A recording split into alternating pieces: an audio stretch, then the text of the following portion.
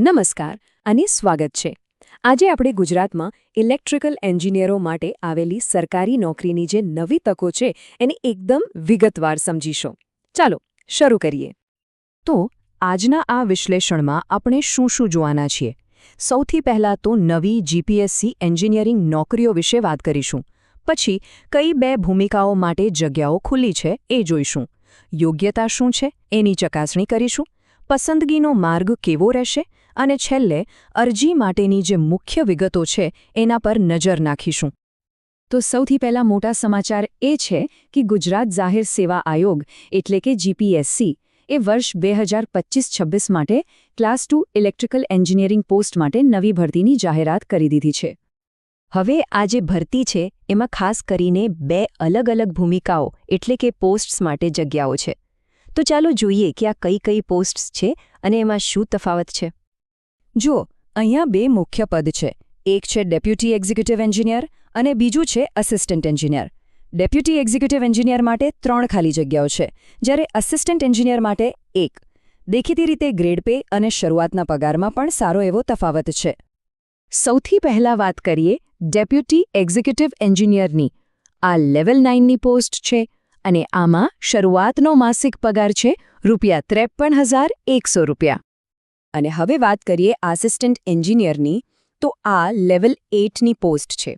આનો શરૂઆતનો પગાર છે ₹44,900. એટલે કે બંનેના પગાર ધોરણમાં સીધો ફરક જોઈ શકાય છે. સારું, તો હવે સૌથી અગત્યનો સવાલ, આ પદ માટે અરજી કોણ કરી શકે? મતલબ કે જરૂરી લાયકાત શું હોવી જોઈએ? ચાલો એના પર એક નજર કરીએ. જુઓ, બંને પદો માટે કેટલીક લાયકાતો તો એકદમ કોમન છે. પહેલું, ઇલેક્ટ્રિકલ એન્જિનિયરિંગ અથવા તો ઇલેક્ટ્રિકલ ટેકનોલોજીમાં બેચલર ડિગ્રી હોવી જોઈએ. બીજું, કમ્પ્યુટર એપ્લિકેશનનો બેઝિક એટલે કે પાયાનું જ્ઞાન હોવું જોઈએ. અને ત્રીજું, ગુજરાતી, હિન્દી અથવા બંને ભાષાનું પૂરતું જ્ઞાન હોવું જોઈએ. આ 3 વસ્તુઓ તો ફરજિયાત છે. હવે વાત કરીએ ઉંમરની. અરજી કરવાની જે છેલ્લી તારીખ છે એ તારીખે મહત્તમ વયમર્યાદા 35 વર્ષની રાખવામાં આવી છે. પણ હા, આમાં અલગ કેટેગરી માટે છૂટછાટ પણ છે. અહીંયા તમે જોઈ શકો છો જે ઉમેદવારો મૂળ ગુજરાતના છે એમના માટે છૂટછાટ છે.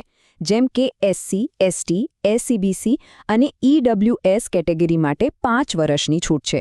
જનરલ કેટેગરીની મહિલાઓ માટે પણ 5 વર્ષની છૂટ છે અને જો અનામત કેટેગરીની મહિલા હોય તો એમને 10 વર્ષની છૂટ મળે છે. જો કે કોઈપણ સંજોગોમાં મહત્તમ ઉંમર 45 વર્ષથી વધુ ન હોવી જોઈએ. ચાલો માની લઈએ કે કોઈ લાયકાત ધરાવે છે. તો પછી શું? પછી આવે છે પસંદગી પ્રક્રિયા, એટલે કે સિલેક્શન કઈ રીતે થશે. આખી પ્રોસેસ 2 તબક્કાની છે. તો પસંદગીના મુખ્ય 2 તબક્કા છે. પહેલું સ્ટેપ છે પ્રિલિમિનરી ટેસ્ટ, જે એક ઓબ્જેક્ટિવ એટલે કે MCQ પ્રકારની પરીક્ષા હશે અને જે લોકો આ પરીક્ષા પાસ કરશે એમને બીજા સ્ટેપ એટલે કે ઇન્ટરવ્યૂ માટે બોલાવવામાં આવશે, જ્યાં એમના વ્યક્તિત્વ અને જ્ઞાનનું મૂલ્યાંકન થશે. હવે આ જે પ્રિલિમિનરી ટેસ્ટ છે એના વિશે થોડું સમજી લઈએ. આમાં કુલ 300 ઓબ્જેક્ટિવ પ્રશ્નો એટલે કે MCQs હશે અને આ બધા સવાલોના જવાબ આપવા માટે 180 મિનિટ એટલે કે પૂરા 3 કલાકનો સમય મળશે.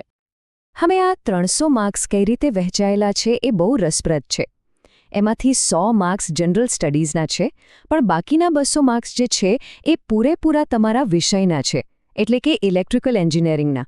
આના પરથી જ ખબર પડે કે વિષયનું ઊંડાણપૂર્વકનું જ્ઞાન કેટલું જરૂરી છે. અહીં એક બહુ જ મહત્વની વાત યાદ રાખવા જેવી છે. ઇન્ટરવ્યૂ રાઉન્ડમાં જવા માટે પ્રિલિમિનરી ટેસ્ટમાં ઓછામાં ઓછા 15% માર્ક્સ તો લાવવા જ પડશે. જો 15%થી ઓછા માર્ક્સ આવે તો એ ઉમેદવાર ત્યાં જ ગેરલાયક ઠરશે. અને અંતે જે ફાઇનલ મેરિટ લિસ્ટ બનશે એમાં પણ બહુ રસપ્રદ ગણતરી છે. એમાં પ્રિલિમિનરી ટેસ્ટના માર્ક્સ અને ઇન્ટરવ્યૂના માર્ક્સ બંનેને 50-50%નું વેટેજ આપવામાં આવશે. મતલબ કે બંને તબક્કા સરખા જ મહત્વના છે. તો હવે આપણે લગભગ બધી પ્રક્રિયા સમજી લીધી. હવે છેલ્લે કેટલીક એવી વિગતો પર નજર કરીએ જે અરજી કરતી વખતે ધ્યાનમાં રાખવી ખૂબ જ જરૂરી છે. સૌથી પહેલા વાત કરીએ અરજી ફીની. તો જનરલ કેટેગરીના ઉમેદવારો માટે ₹100 ફી અને જે પણ સર્વિસ ચાર્જ હોય એ લાગશે. પણ જો ઉમેદવાર ગુજરાતના છે અને એસસી, એસટી, એસસીબીસી, ઈડબ્લ્યુએસ, દિવ્યાંગ કે માજી સૈનિક કેટેગરીમાં આવે છે તો એમને કોઈપણ પ્રકારની ફી ભરવાની નથી. અને છેલ્લે કેટલીક નાની પણ મહત્વની વાતો. પરીક્ષા કેન્દ્રો મોટે ભાગે ગાંધીનગર અથવા અમદાવાદમાં જ આવશે. જો કોઈ ઉમેદવાર પાસે વિદેશી ડિગ્રી છે તો એમને એક ઇક્વિવેલન્સી સર્ટિફિકેટ એટલે કે સમકક્ષતાનું પ્રમાણપત્ર આપવું પડશે. અને ખાસ વાત, બીજા રાજ્યોના જે અનામત કેટેગરીના ઉમેદવારો છે એમને અહીંયા જનરલ કેટેગરીમાં ગણવામાં આવશે અને પૂરેપૂરી અરજી ફી ચૂકવવી પડશે. તો બધી જ વિગતો હવે આપણી સામે સ્પષ્ટ છે. પગાર ધોરણથી લઈને પસંદગી પ્રક્રિયા સુધી બધું જ આપણે જોયું. હવે સવાલ એ છે કે શું આ કોઈની કારકિર્દી માટેનું આગલું મોટું પગલું હોઈ શકે છે?